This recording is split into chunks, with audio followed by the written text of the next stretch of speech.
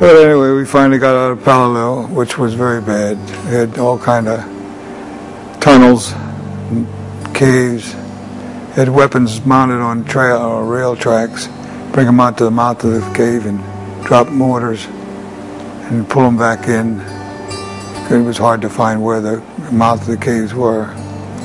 We lost a lot of people. The Amtrak that I went in know was an Amtrak.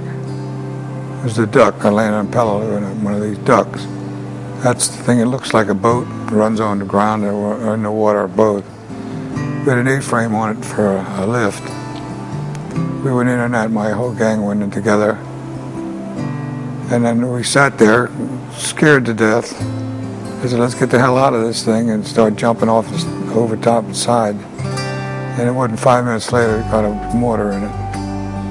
He'd never moved back off the beach. We kept relieving one another in different positions as we went through. And another Marine that was with me in my section, we both were repairing weapons one day on a makeshift table.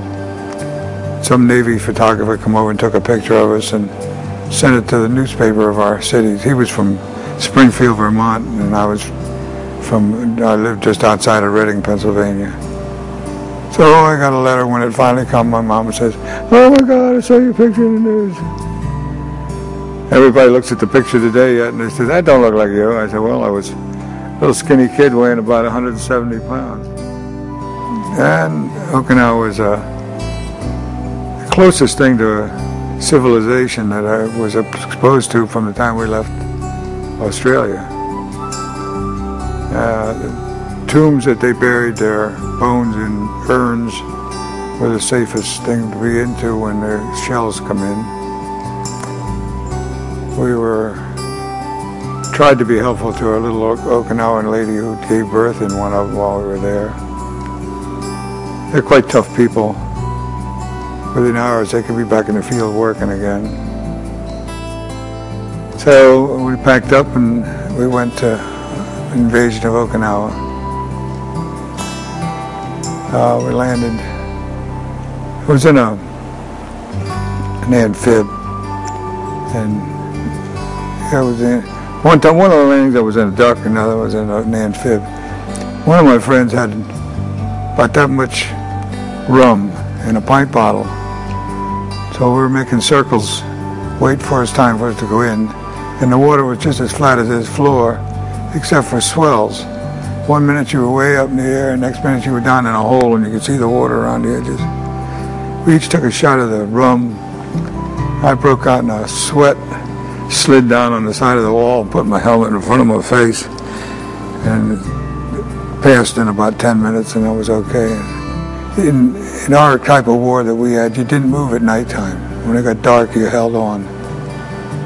I was just telling the guys in the car, we always were very anxious to see the flares, because when you hear noises and it's nighttime, it's dark, you don't know what the noise is. We know enough not to be moving. And they were talking about passwords to get in and out of different industries. If you have to have a local password. One of the islands, and I don't know whether it was Palalil or Okinawa, the password until it changed was the make of an American automobile. Somebody asked you for the password because it was dark, you couldn't see who was coming. You'd holler Ford or Chevrolet. The Japs caught on to it pretty quick. Then we went to a little island called Good Enough. It sounds funny, but if you look on a good map, you will find it. We were there for a very short period. It was a beautiful island. A couple guys were getting sick. They think it was coming down with malaria, but it turned out they died within 24 hours, and they call it a Japanese bee encephalitis. The rats carried a disease in the kunai grass. So they packed us up real quick and took us to New Guinea. Got the hell off of there.